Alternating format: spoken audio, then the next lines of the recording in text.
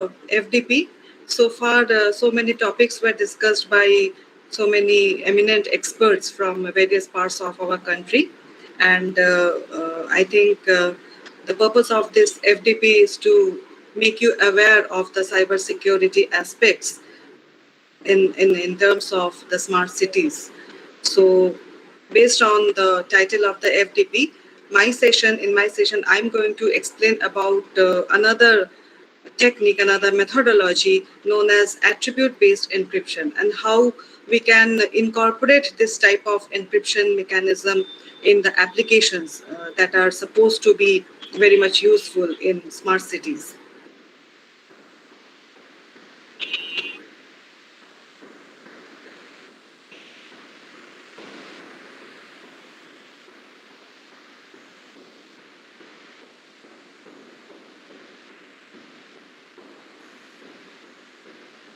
Is the slide visible to all of you? Yes, ma'am. Okay, fine.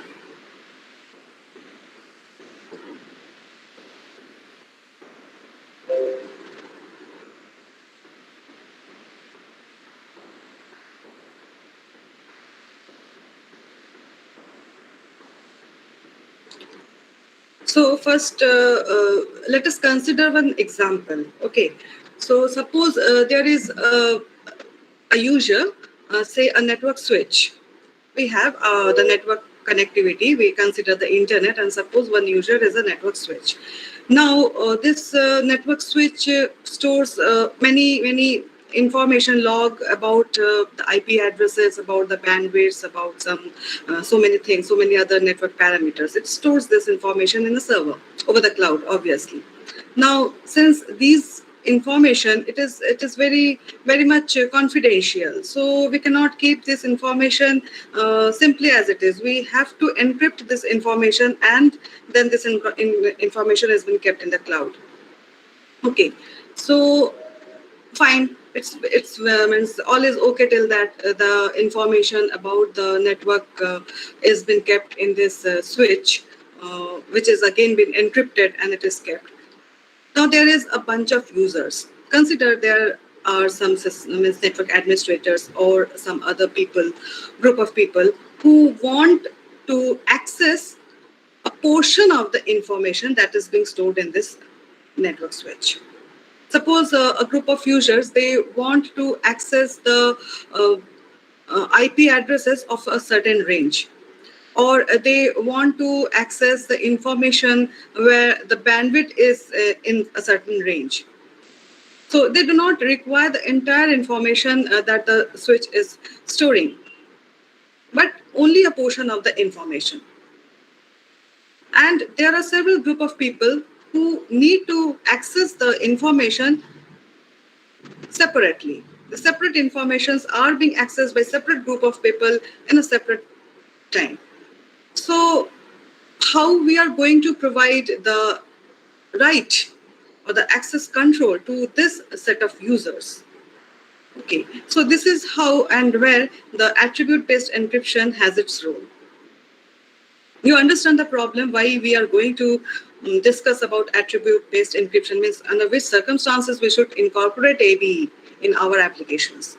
So this is about the access control. We are going to provide the access control to the right group of people at the right moment of time, so that they can access the information that they want. Okay, so here let me start. Okay, is the slides are moving? The slides, you can see the slide change? Yes, ma'am. Okay, fine. Fine. So just now you just got the idea of public key encryption in the last session only. So as you can see that here we have a one-to-one correspondence. We have a key generation center, and that produces the public keys for different users. Suppose we are having n number of users, so the public key for these n users are being generated by this key generation center, and the encryptor which encrypts a message by using the public key of the decryptor. Every user has a public key and a secret key or private key pair. So the encryptor will encrypt the message by using the decryptor's public key, and it will send the ciphertext over the public channel. Now the decryptor can decrypt this ciphertext by using his secret key, and it can get the decryptor will be able to get the message back. So this setup is known to you. The point to be noted over here is that there is a one-to-one correspondence over here. Now similarly, we can have another mechanism.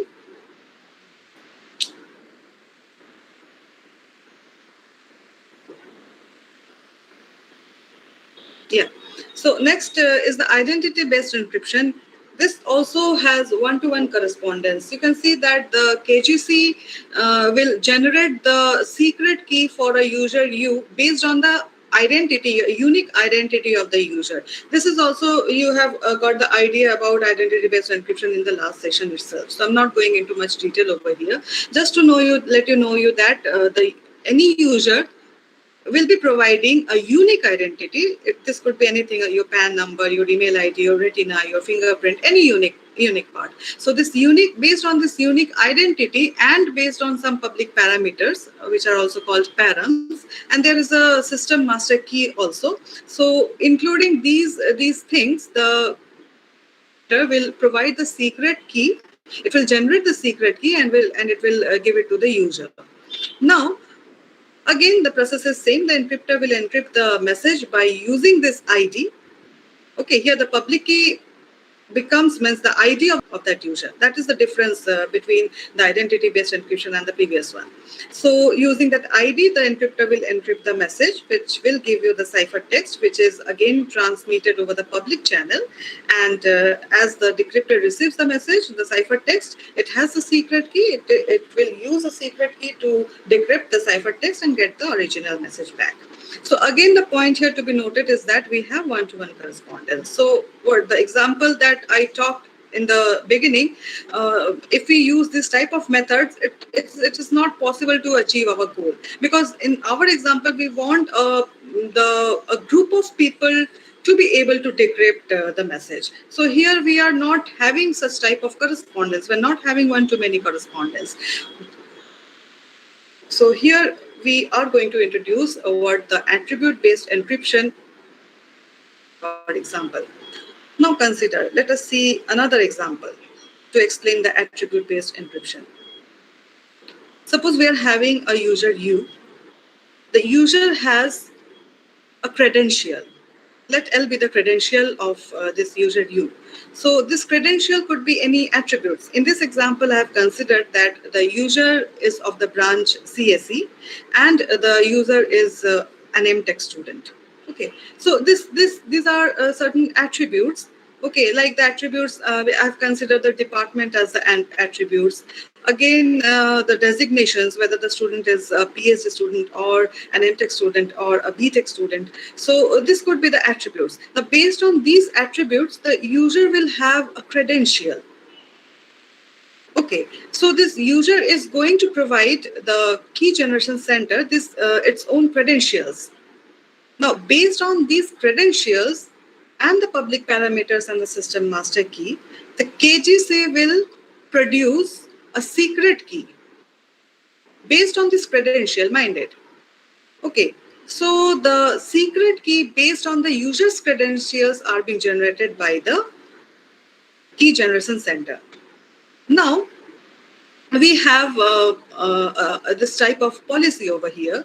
Like whenever the encryptor, it wants to store or send some information, so it will use the policy. Like here, this is also called the set of attributes. So the encryptor will consider this set of attributes. That is, if the student is of a CSC branch or department, and the student is either a PhD scholar or an MTech student. So if this criteria is fulfilled, then only those group of people means whoever will be satisfying this criteria, this condition, will be able to decrypt this message. Then only the encryptor means encryptor is says it is encrypting the message. It is producing the ciphertext based on this policy, this criteria, or you can say the attributes, set of attributes. Okay, so based on this set of attributes, the encryptor is encrypting the message, and hence the ciphertext is produced, which is again transmitted over the public channel. Now here, instead of any one decryptor, we have a group of decryptors, because we all of means most of us are faculty members. We teach a group of students. They may be of CSE branch, they may be of EE, they may be of any other branches, they may be of BTech students or MTech students or any PhD scholars. So now suppose we are taking our classes online, we are conducting the exams online. So after the exams are being over, the faculty members, suppose I am a faculty member, I want to release the grades. Okay, but I do not want all of the students to look the grades. I only want a certain group of means the students of CSC and those who are doing BTech will be able to see their results, the grades. Okay, so this type of environment are very much, we are aware of this type of environment nowadays. Okay, so here this AB will play a role, because I'm encrypting the results based on this set of attributes.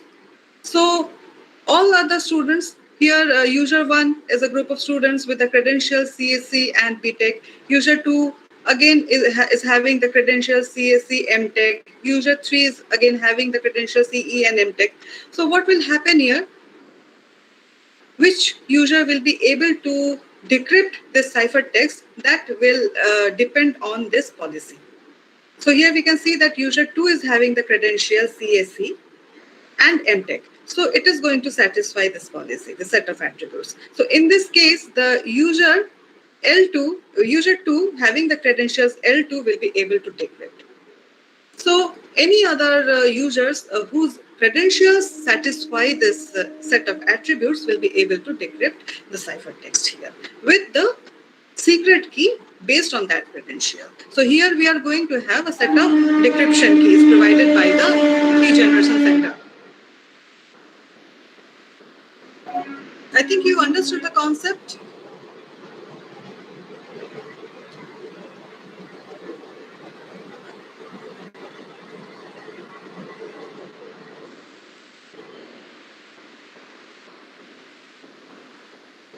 So coming to the formal definition of attribute-based encryption.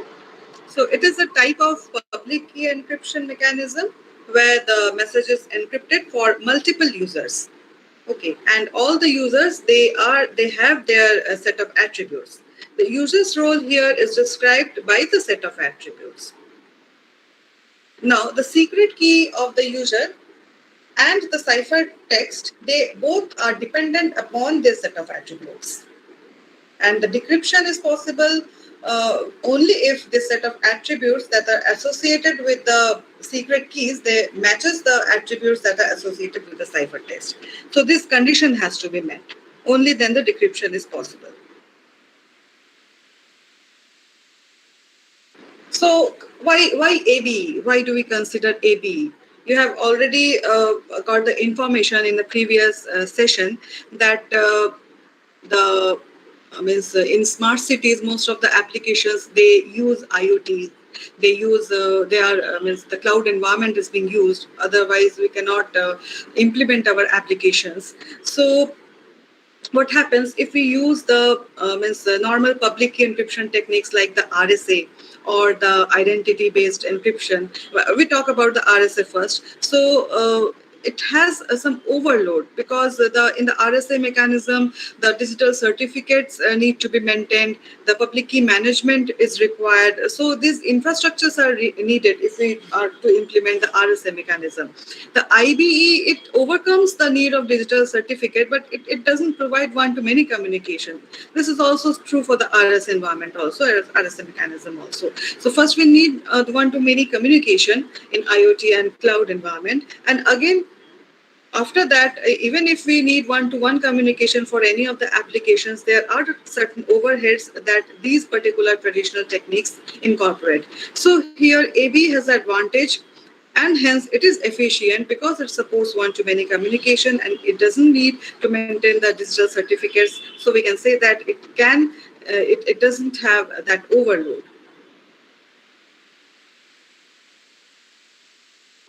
So coming to the access policy that we talked about, so the access policy basically gives the access control over the encrypted data. Which group of users are going to, they have the, we are allowing which group of users to decrypt the encrypted message. That is what the access control is meant here.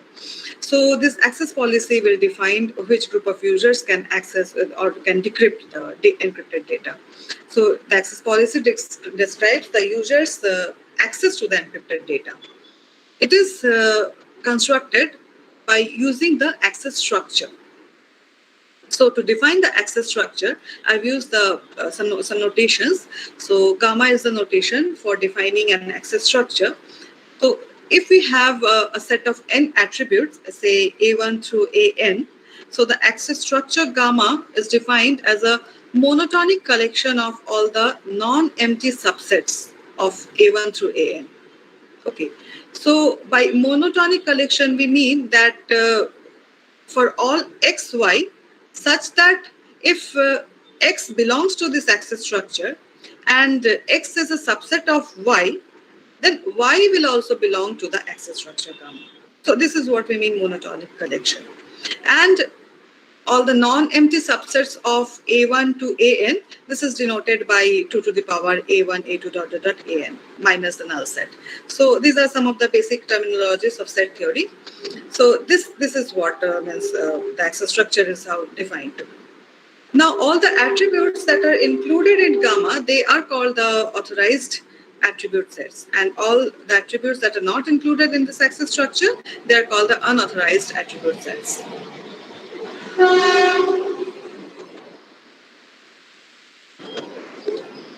This access structure is again represented by using the access tree. This access tree consists of AND and OR gates. Okay, so here we can represent the gates. Means the AND gates can be represented by a 2 of 2, and the OR gates can be represented by a 1 of 2 threshold gates. So any other combination of gates is also possible over here. And the user will be able to decrypt the ciphertext only if the attributes that are assigned in the ciphertext satisfy the access tree. So this is the condition that is we have to check here for satisfying the access tree. How the access tree is going to be satisfied that we need to check here. So let capital T denote the access tree. Okay, and this access tree can it is actually representing the access structure gamma. So some abbreviations, you just note down these abbreviations. We will be using num of x, which will indicate the number of children of node x, and ATTRx, which will indicate the attribute associated with node x. Since we are dealing with a tree, so we will be having a root node, some of the non-leaf nodes, some leaf nodes. Again, every node will be denoted here as x. Then parent x is the parent of node x. Index x, which indicates the number associated with node x. So this number can correspond to the ordering of the children in each node of the tree. Finally, we are having THX, which denotes the threshold value associated with the node X. So what happens here, each leaf node of this tree is described by an attribute and its threshold value is equal to 1. For all the leaf nodes of the access tree, the threshold value THX will be 1, and it will describe the attribute. And each non-leaf node X of the tree is described by its threshold value THX and num X, number of children. So this threshold value of all non-leaf leaves will be greater than 0 and less than equal to num X. The value of THX for a leaf node is always 1, and that of non-leaf node may lie between this range. from 0 to num of x. Okay, so for any node except the leaf node, the THX is always 1 and it represents the OR gate. And when the THX is equal to num, then it will represent the AND gate. For any other values, the THX can be a combination of AND and OR gate. Basically, we have AND and OR gate only, but you can have a combination of gates also. So let let us see how the access tree is being satisfied. So here consider small r to be the root of the access tree, and let any subtree uh, of t rooted at r be represented by tx. Okay. So here again, what happens? We can see that t and tx will be same. Tx is the subtree of this tree t. Okay. So let the set of attributes be denoted by a small gamma, and if this set of attributes satisfy the access tree tx, then it is denoted as tx of gamma is equal to 1. Okay, so here the concept of recursion is being used. So we will be moving from the root node to the leaf nodes, and then we will be coming back to the root node. And in the meantime, during the entire time, it will be checked that whether the value of this is equal to 1 or not. Okay, so if Tx of gamma is equal to 1, then we are saying that the set of attributes are satisfying the access tree Tx. Recursive computation will take place for a node x. If it is a non-leaf node, then the value of tx prime is to be evaluated for all the children x prime of this node x. And tx of gamma will return 1 if and only if at least thx children returns 1. Okay. And if x is a leaf node, then obviously we know that tx of gamma will 1 if and only if the attribute of this node belongs to the set of attributes. So we are moving from the root node t to the leaf node x, and then we are having the recursion from the leaf node to the non-leaf node, then back to the root node. So this is how we can see that when the access tree tx and finally t will be satisfying. It all depends on the set of attributes gamma and the threshold value. So this is an example. Here, the access structure, it defines access control over the encrypted message here. So in this example, you can see that the message, if it is encrypted under this example access tree, so we can see that we are having two children here, and one of its children is having an AND gate and another is having an OR gate. So AND gate is represented by 2 of 2 and the OR gate is represented by 1 of 2.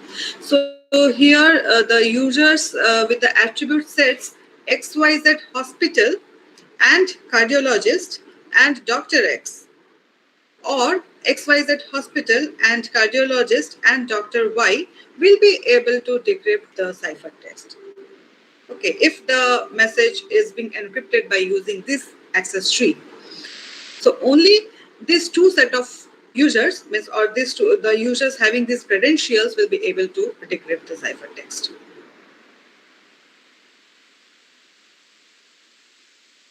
We have two types of AB schemes. The first one is the key policy attribute based encryption, or KPAB, and the second one is the ciphertext policy attribute based encryption, or CPAB.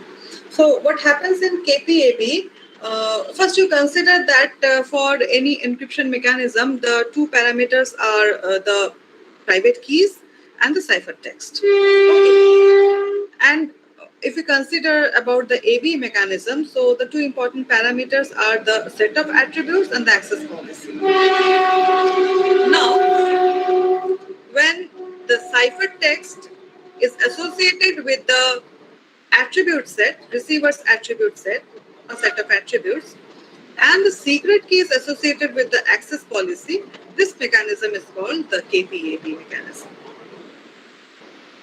Okay. So in KPAB, the user's private keys are based on the access tree that defines the privilege or the control of the concerned user, access control of the concerned users. And here the message is being encrypted over the set of attributes. Just the reverse of KPAB is the CPAB, in which the secret key is associated with the receiver set of attributes and the ciphertext is associated with the access policy. So in CPAB, it uses the access tree for message encryption, and the secret keys of the users are generated over the set of attributes. So how does ABE schemes work?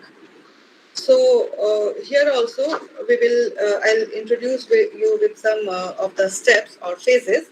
So basically the ABE scheme, whether it is KPAB or CPAB, it has 4 important steps.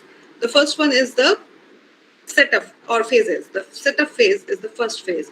But in any of the ABE system, we will be having a single public encryption key, PK, denoted by PK, and we will be having multiple secret keys denoted by DK. So in the setup phase, what happens? This particular phase is executed by the key authority or the key management server. So it takes the implicit security parameters, like the domain parameters of the group. If you are using bilinear mapping, so there will be some domain parameters. If you are using elliptic cryptography, so there will be some domain parameters. So these implicit parameters are considered as the input, and it produces the public parameters and the system master key. Okay. So here first the key authority verifies the validity of the user, and by using the public key and the master key, it randomly generates the secret or the private decryption keys DK of the users. And these generation can be initially considered, means at the initial of the initially beginning of the application, this could be generated, or in the future real time also. It depends on the application. And then this secret keys are distributed to the users over the protected channel. Here we will not use the public channel.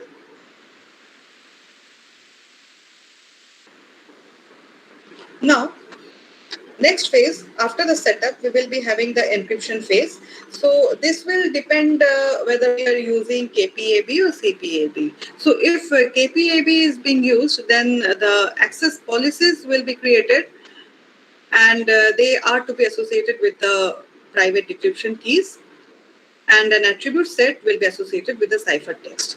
So here the decryption will be, so depending on the encryption mechanism, only the decryption depends. So decryption will be done by using DK if and only if the set of attributes that are associated with the ciphertext satisfies the access policy associated with DK. So here the attribute set can vary with each encryption. Let us look an example.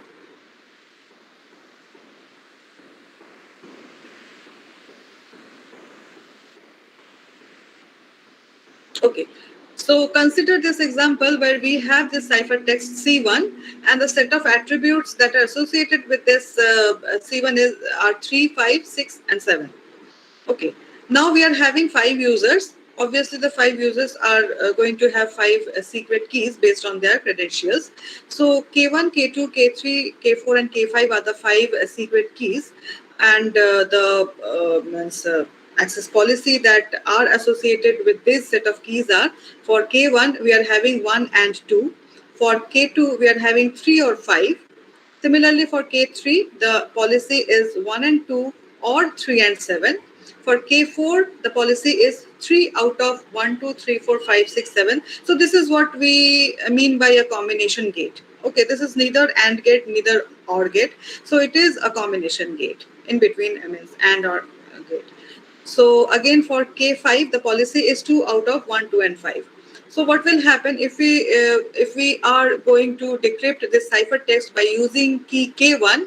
So it has the policy 1 and 2. So neither 1 nor 2 is present in the ciphertext in the attribute set. So K1 will, by using K1, we are not going to able to decrypt the ciphertext C1. Okay, so the user who is holding key K1 is not allowed to decrypt the ciphertext. Again, K2 is associated with 3 or 5. So here both 3 and 5 are present. Any one is sufficient. So by using K2, this ciphertext can be decrypted. Similarly, for K3, what is the access policy? 1 and 2 or 3 and 7. So 1 and 2 are not present. This part is not holding, but 3 and 7 both are present in the attribute set for ciphertext. So by using K3, it is possible to decrypt the ciphertext. Again, for K4, 3 out of 1, 2, 3, 4, 5, 6, 7. So it is also satisfying the set of attributes associated with the ciphertext. So K4 can be used to decrypt the ciphertext. Again, if you see K5, so 2 out of 1, 2, and 5. So only 5 is present here in the attribute set. So K5 cannot be used to decrypt the ciphertext C1. So this is how the encryption and the decryption works for KPAB in our case. Similarly, if CPAB is to be used, then here the set of attributes are built in the private decryption keys and the access policy in the ciphertext. So decryption will work if and only if the access policy associated with the ciphertext is satisfied by the set of attributes of the private keys. So here the access policy can vary with each encryption.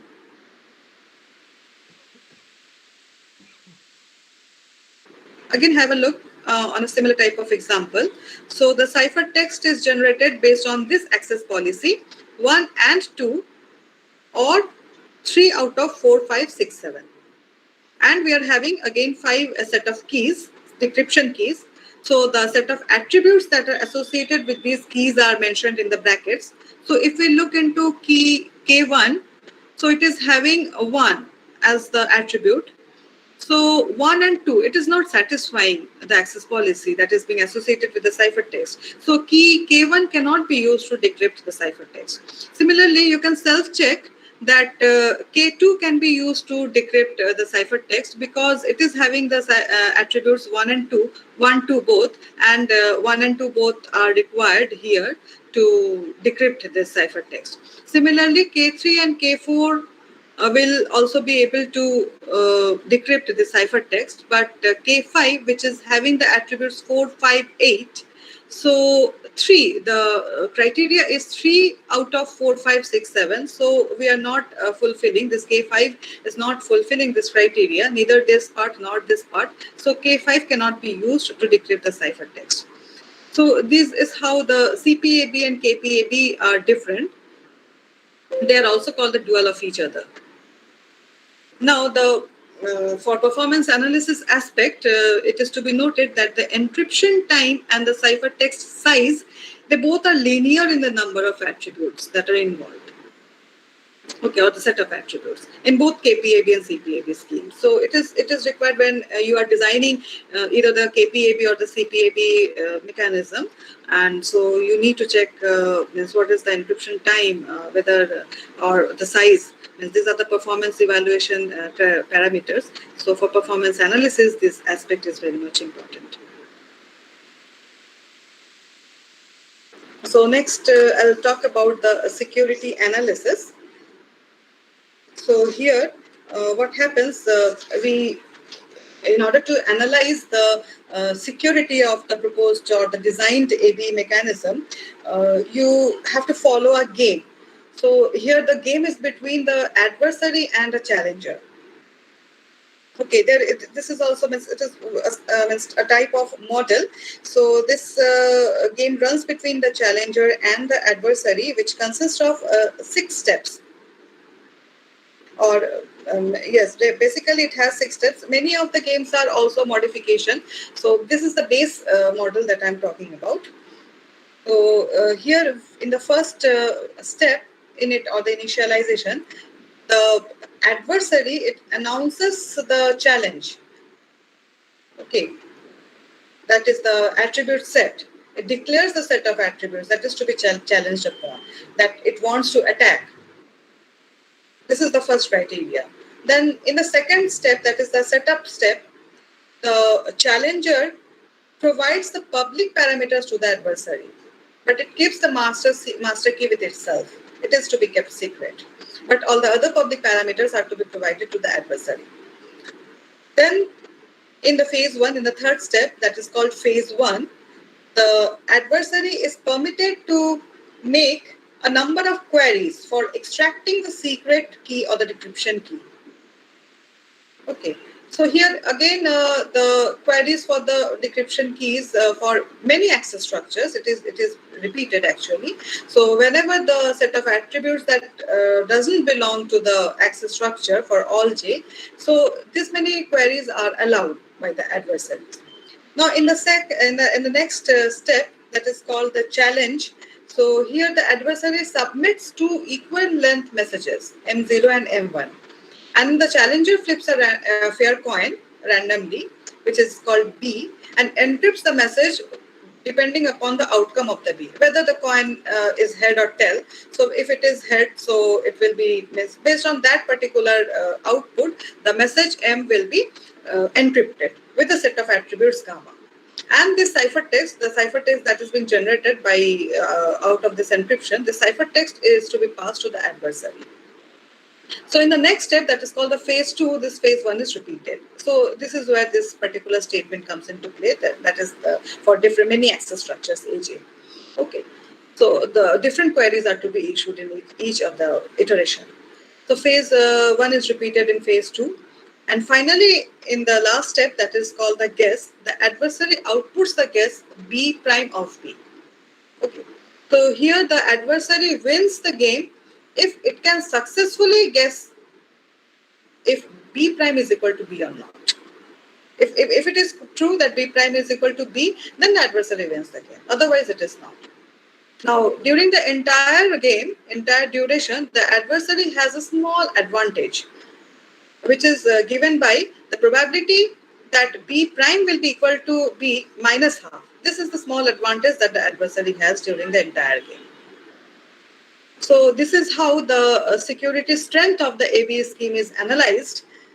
Okay, whether the adversary is ultimately able to guess that B prime is equal to B or not. If it is true, then it is able to guess M also. So this is how you can check whether the scheme that you have designed, whether it is security-wise, what is the strength of your scheme.